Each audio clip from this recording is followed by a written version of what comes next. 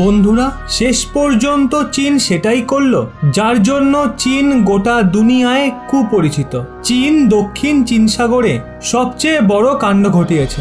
আর দুনিয়ার বাকি দেশ যতই যুদ্ধাভ্যাস করুক, যতই আলোচনা করুক, কিন্তু কেউই চীনকে আটকাতে পারেনি।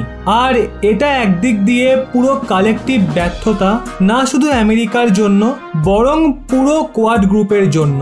কারণ ওই দেশগুলো দায়িত্ব নিয়েছিল যে তারা দক্ষিণ চীন সাগরে চীনের দাদাগিরি আটকাবে, যেই ছোট দেশগুলো রয়েছে তাদের রক্ষা করবে। কিন্তু ভারত, আমেরিকা, জাপান, অস্ট্রেলিয়া চারটে দেশই চীনের দখলদারির সামনে চুপ হয়ে যায়। আর এই ঘটনাক্রম পুরো এক সপ্তাহ ধরে চলেছে, কিন্তু কারোর মুখ থেকে টু শব্দও বের হয় না। সমস্ত কিছু আপনাদের ডিটেলসে বলছি।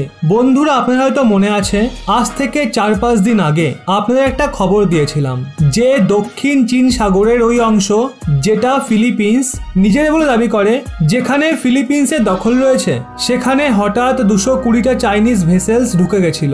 আর ওই 220টা চাইনিজ জাহাজ সেখানে প্রায় 2-3 দিন ছিল।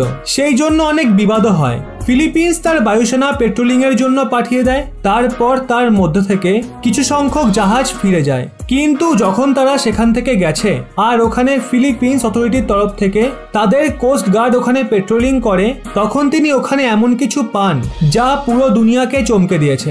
আপনারা স্ক্রিনে একটা আর্টিকেলও দেখতে পাচ্ছেন। ওখানে পাওয়া গেছে ম্যানমেড স্ট্রাকচার। খবরটা এতটা সংকটজনক কেন, সমগ্র দুনিয়ায় তা কেন স্তব্ধতা ছড়িয়ে দিয়েছে, সেটার কারণটা আপনাদের এখন বলছি। দেখুন, ফিলিপিন্স তো এটা বলেছে যে ওখানে ম্যানমেড স্ট্রাকচার রয়েছে। চীনারা সেখানে কিছু বানানোর চেষ্টা করেছে, কিন্তু তারা ডাইরেক্ট চীনের নাম নেয়নি। উনি শুধু বলেছেন আমরা সেখানে ইলিগাল ম্যানমেড স্ট্রাকচার পেয়েছি। কারণ যদি উনি বলেন এটা চীন বানিয়েছে, তাহলে ভবিষ্যতে চীন এটাই বলে ওই জায়গাকে কবজা করবে। চীন বলবে আমাদের তো আগে থেকে ওখানে স্ট্রাকচার বানানো ছিল, তাই ওই ক্ষেত্রটা অবশ্যই আমাদের। অর্থাৎ চীন ভবিষ্যতে লিগালি ওই ক্ষেত্রকে দখল করার সুযোগ পেয়ে যাবে। আর এটা প্রথমবার নয় যে এই ধরনের ম্যানমেড স্ট্রাকচার যেটা আপনারা স্ক্রিনে দেখতে পাচ্ছেন কৃত্রিম দ্বীপ টাইপের, এরকম অনেক দক্ষিণ চীন সাগরে দেখা গেছে। অর্থাৎ চীন দক্ষিণ চীন সাগরে ম্যানমেড স্ট্রাকচার বানিয়ে রেখেছে। ওখানে এয়ারপোর্টও বানিয়ে রেখেছে যাতে চীনা বায়ুসেনা সেখানে নামতে পারে। যেই কারণে ওই এলাকাতে ধীরে ধীরে চীনের কবজা বাড়তেই থাকবে। আর ফিলিপিন্স এতটা ভেতরে চীনে ঢুকে পড়া একটা অ্যালার্মিং সাইন পুরো দুনিয়ার জন্য। কারণ পুরো দুনিয়ার প্রায় 40% বাণিজ্য এই দক্ষিণ চীন সাগর দিয়েই হয়।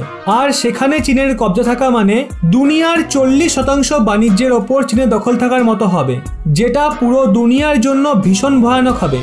ওদিকে কোয়াড দেশের ইমেজের ওপর এটা ভীষণ বড় ড্যামেজ।